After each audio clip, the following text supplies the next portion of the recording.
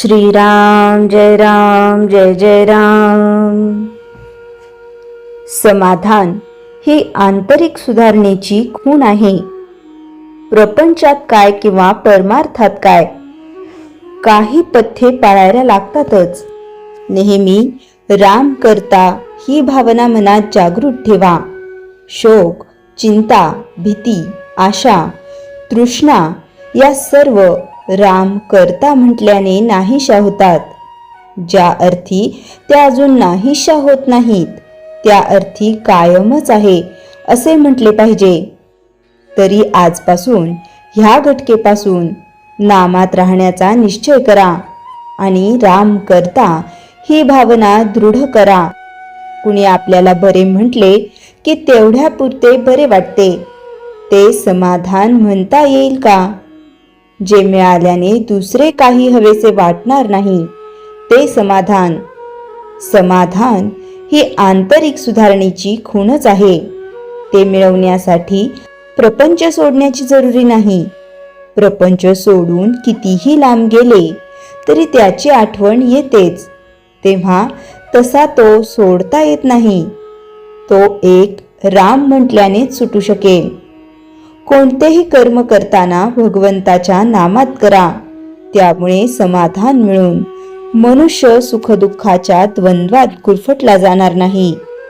जो कोणी स्वतःचा उद्धार करून घेईल तो खरा ज्ञानी, काही न करणारा हा खरा अडाणी होय। वासनेचे परिणित स्वरूप म्हणजे बुद्धी होय। जी बुद्धी बंधनामध्ये काम करते ती खरी स्वतंत्र बुद्धी होय। बंधनाला न जुमानता मनाप्रमाणे वागणारी ती स्वैराचारी बुद्धी होय। वासना नष्ट होणे म्हणजे देहबुद्धी नष्ट होणे होय। प्रापंचिक मनुष्याला विषय टाकता येतील हे शक्य नाही। त्याचे विषयाचे प्रेम रक्तात इतके भिनले आहे की ते काढून टाकायला सूक्ष्म अस्त्र पाहिजे। नाम हे अतिशय सूक्ष्म अस्त्र आहे। ते घेतल्याने विषयाचे प्रेम नष्ट होईल। खरोखर थोडा मनापासून निश्चय करा, तो परमात्मा फार दयाळू आहे। तो खात्रीने आपल्या निश्चयाच्या पाठीशी राहील। दोष न पाहताही जो दुसऱ्याला जवळ करतो तो दयाळू खरा। भगवंत अत्यंत दयाळू आहे। त्याच्या नामाच्या सहवासात राहिल्याने देहावरचे प्रेम नष्ट होईल आणि देहावरचे प्रेम नष्ट झाले की संसारावरचेही प्रेम कमी होईल आणि आपल्याला सर्वत्र राम दिसू लागेल। प्रत्येक जीवाची ओढ चिरंतन समाधानाकडेच असते। ती ओढ परमेश्वर प्राप्तीनेच पुरी होऊ शकते। ही प्राप्ती व्हायला अत्यंत सुलभ साधन जर कोणते असेल आणि त्याचा सतत सहवास जर कशाने लाभत असेल तर एका नामानेच। ज्याने नाम हृदयात अखंड बाळगले त्याला सर्वत्र परमेश्वरच दिसेल। इतर साधनांमध्ये उपाधीमुळे थोडी तरी चलबिचल आहे। नाम हे स्थिर आहे।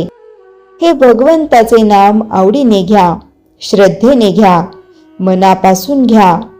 श्रीराम जय जय राम। चैतन्यवाणी अखंड नामस्मरणात रहा, किती समाधान राहील। श्रीराम जय जय राम। श्री गुरुदेव दत्त। श्री गुरुचरित्र अध्याय 11वा।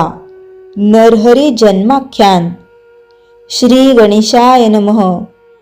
सिद्धयोगी नामधारकास म्हणाला, कुरोपूर येथील मतिमंद ब्राह्मण पुत्र श्रीपाद गुरु आज्ञेनुसार आयुष्यभर शनी प्रदोष व्रत केले। दुसऱ्या जन्मात ती कारंज गावी वाजसनीय शाखेच्या तिचा त्याच गावातील माधव नावाच्या एका ब्राह्मणाशी विवाह झाला। हे दाम्पत्य नित्य प्रदोष समयी शिवपूजन करीत असे। शनिवारी आणि त्रयोदशीला शेष शिवपूजा असायची। 16व्या वर्षी अंबा गरोदर राहिली। तिला एक तेजस्वी पुत्र झाला। तो जन्मापासूनच ओंकाराचा जप करीत होता। ब्राह्मणांनी त्याचे जातक वर्तविले. हा अवतारी पुण्यपुरुष आहे. हा गुरु रूपाने लोकांना उपदेश करील. हा अष्टसिद्धी व नवनिधींचा स्वामी होईल. याच्या दर्शनाने लोक पावन होतील. हा संन्यासी होईल. ज्योतिषांनी त्या मुलाला आनंदाने बंधन केले. पुत्राचे भविष्य ऐकून माधव आणि अंबेला आनंद झाला. त्यांनी त्याचे नरहरी असे नामकरण केले. शालग्राम देव हे त्याचे जन्मनाव होय. नरहरी स्तन्यपान करीत असे, पण अंबेला पुरेसे दूध येत नसल्याने त्याची भूक भागत नसे. तिने आपल्या पतीला दाई ठेवण्याचा विचार बोलून दाखवला. तेव्हा तहान्या नरहरीने आपल्या उजव्या हाताने तिच्या स्तनाला स्पर्श केला. तिच्या दोन्ही स्तनातून दुधाच्या धारा वाहू लागल्या. माता पित्यांनी त्याला वंदन केले आणि ही गोष्ट गुप्तच ठेवली. नरहरी कधीही पाळण्यात निजत नसे. त्याला जमिनीवर खेळायला आवडायचे. तो 7 वर्षांचा होईपर्यंत ओंकाराशिवाय दुसरे काहीही बोलत नसे. माता पित्याने त्याला बोलते करण्याचा खूप प्रयत्न केला, पण उपयोग झाला नाही. त्यामुळे तो मुका आहे की काय अशी त्यांना चिंता वाटू लागली. 8व्या वर्षी मुंज करावी लागणार होती. त्याला गायत्रीचा उपदेश द्यायचा तरी कसा, हाच मुख्य प्रश्न होता. त्याचे मुकेपण तिला सहन होईना. तिला रडताना पाहून नरहरी घरातून लोखंडी वस्तू घेऊन आला. ती तात्काळ सोन्याची झाली. ते पाहून माता पित्याला मोठे आश्चर्य वाटले. त्यांनी आणखी काही लोखंडी वस्तू त्याच्या हाती दिल्या. त्याही सोन्याच्या झाल्या. माता पित्याने त्याला दृढ आलिंगन दिले व म्हणाले, तुझे बोल ऐकण्यासाठी आम्ही आतुरलो आहोत. नरहरी हसला. त्याने जानवी, शेंडी, कटीमेखला यांच्या खुणा करून मी मुंज झाल्यावर बोलेन असे सुचवले. माधव आणि अंबा यांनी सुयोग्य मुहूर्त काढून नरहरीची मोठ्या थाटामाटात मुंज केली. हा मुका मुलगा गायत्री मंत्र कसा म्हणणार, वेदाभ्यास कसा करणार अशी मंडपात जमलेल्या मंडळींमध्ये कुजबूज चालली होती. मौजी बंधनाचे सर्व विधी यथासांग पार पडले. माधवाने नरहरीला गायत्रीचा उपदेश केला. तो त्याने मनोमन उच्चारला. मंत्रदीक्षा झाल्यावर माता भिक्षा घेऊन आली. पहिली भिक्षा घालताच नरहरी ऋग्वेद म्हणू लागला. दुसरी भिक्षा घालताच यजुर्वेद, तर तिसरी भिक्षा घालताच तो सामवेद म्हणू लागला. हा अवतारी महात्मा आहे याची खूण पटून लोक त्याला वंदन करू लागले. आपल्या पुत्राचे कौतुक पाहून माधव आणि अंबा आनंदाने डोलू लागली.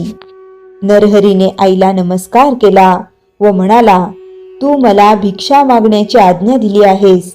आता मी घरोघरी भिक्षा मागीन, तीर्थयात्रा करीन. ते ऐकून अंबेला रडू आले.